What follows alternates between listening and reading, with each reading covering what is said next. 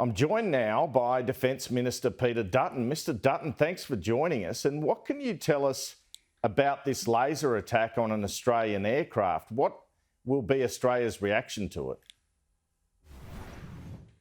Good morning, Andrew. Well, look, it's a serious situation. There was activity, as we've seen in recent times, to People Liberation Army Navy vessels that were trekking down through the Arafura Sea, now in the Coral Sea. So they had chosen that path, and obviously as part of that, we've got a surveillance plane in the air, and one of the ships has directed a laser at the P8 RAF plane, and it's completely unacceptable.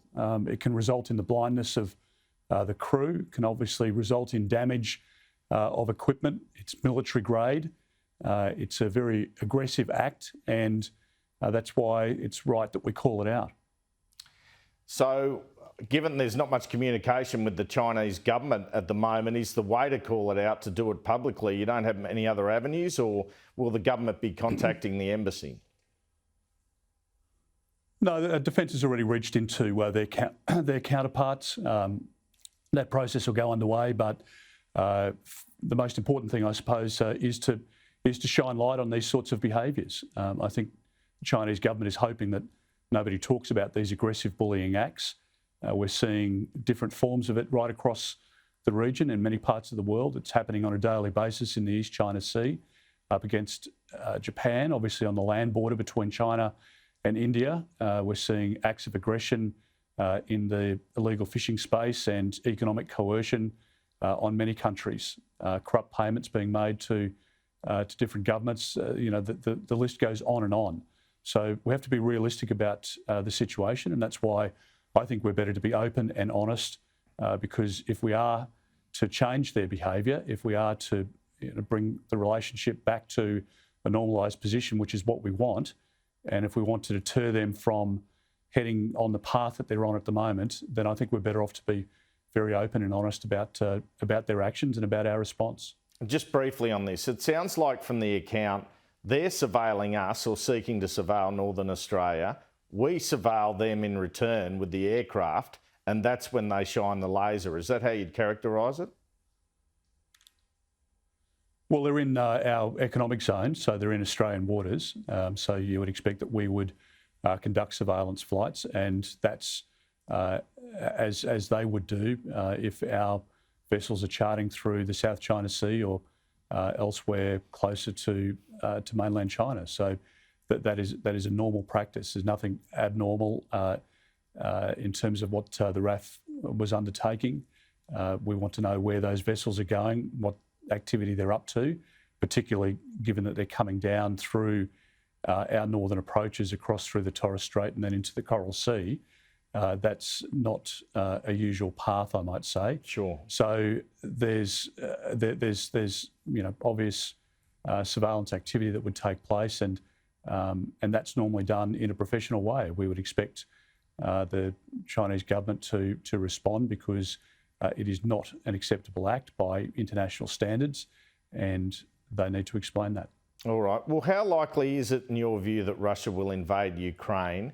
Why might they invade, and what will it mean if Russia does?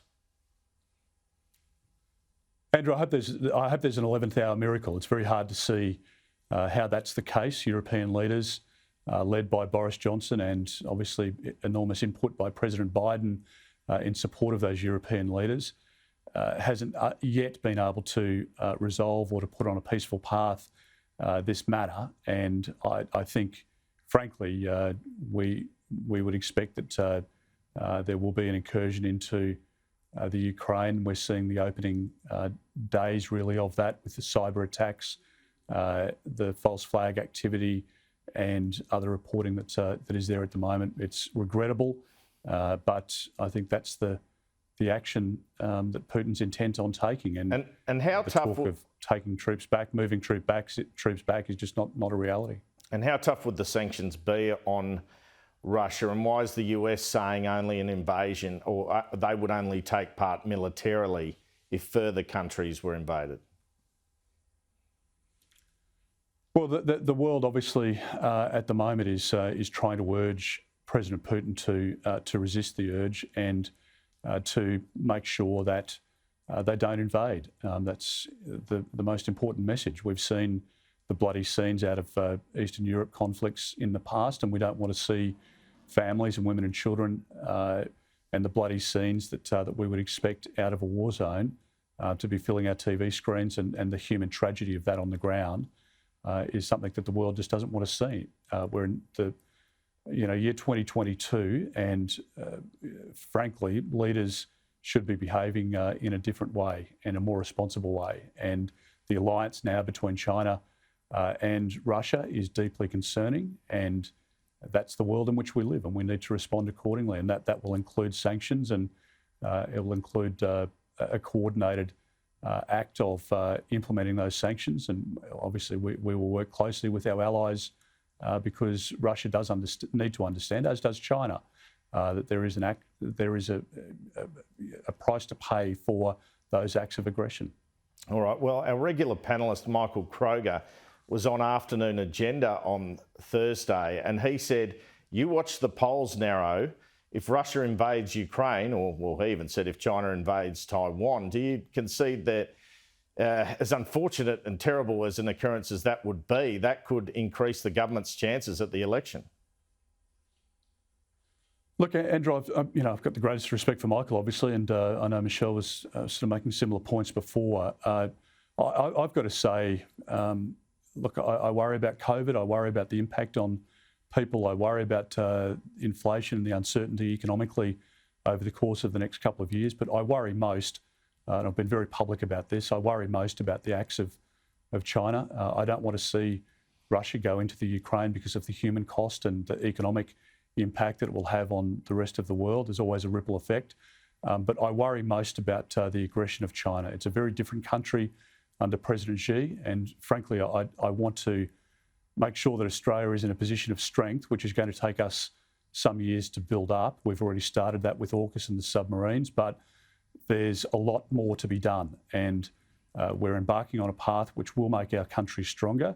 It will mean that we're a stronger ally with the United States, the United Kingdom, with Japan, India, and many other countries who want to avert any conflict in our region as well. And now is not a time for weakness, and the Labor Party is notorious for weakness when it comes to national security. So you've made this point focus, frankly, more so than the polls. You've made this point on weakness with the Labor Party on many occasions, and you've really been hammering Albanese on it. But he met with Anthony Blinken and Kurt Campbell the other week. What's your evidence they would be weaker? Their whole entire period in government, Andrew, and Anthony Albanese's whole history. Anthony Albanese is the leader of the radical left within the Labor Party. He's the one person standing up at the conference year after year, arguing for an inheritance tax, arguing for the boat policy to be unwound. He stood in the way of leaders, including Kim Beazley, implementing tougher policies, watered down national security positions of the Labor government. We've seen Mark Dreyfus during the whole period in opposition. And in fact, when he was Attorney General in the Rudd-Gillard years, as Attorney General, not introducing national security laws, and then in opposition watering down those laws during the Joint Parliamentary Committee on National Security. So I just think don't look at their rhetoric, because what they do in opposition is always say, we're as strong as the government when it comes to border protection. We'll manage the economy the same as the Liberal Party will. We'll make sure that we invest in defence. Well, we know when they were in government, they stripped billions of dollars out of defence. They didn't order any ships. They didn't order any aircraft. They didn't order any submarines. They took money away from ASIO and from the Australian Federal Police. So don't look at what they say when they're in opposition. Look at what they do when they get into government. Sure. And particularly if they're in government again with the Greens, they will have extra pressure to divert money away from defence into other, pleasant causes. All right. Well, let me ask you, because we've only got a couple of minutes left. What do you make of Mike Burgess and Dennis Richardson's comments? I mean, Mike Burgess was saying it's not helpful that politicians allege one side or the other, more subject to foreign interference, and Dennis Richardson actually said the government's tactics were helping China. Well, I have the utmost respect for both men, and I know both of them very well. I appointed Mike Burgess to ASIO. He's a first-class public servant, and as is Dennis. And Dennis has been around the space for a long time, and I disagree with the conclusions that they're drawing. I think there is a big difference between the coalition and Labor. I think the public recognise that. The public understand it. They've seen the actions of the Labor Party when they were in government, when they lost control of our borders. I mean, if you can't stare down the people smugglers, how can you stare down the acts of aggression coming out of the Chinese government? All and right, that's the fundamental problem for Anthony Albanese. Mr. Dutton, I mean, were you almost a victim of foreign interference yourself when in 2016 you had a lunch with Huang Zhangmo organised by the lobbyist Santo Santoro? Could it almost be said that, is that not proof, I guess, that both sides of politics can be duped into it? No, I think there's, first point, Andrew, we have an opportunity to meet many people in this business, and in 2016, the situation with China was very different. I hadn't had a security briefing in relation to that, as you would expect, and the big difference now is that in 2022, China under President Xi is heading in a very different direction, and that is known to Anthony Albanese when he turns up to the museum with Bob Carr and Paul Keating, great sympathisers of the Communist Party in China and the Chinese government.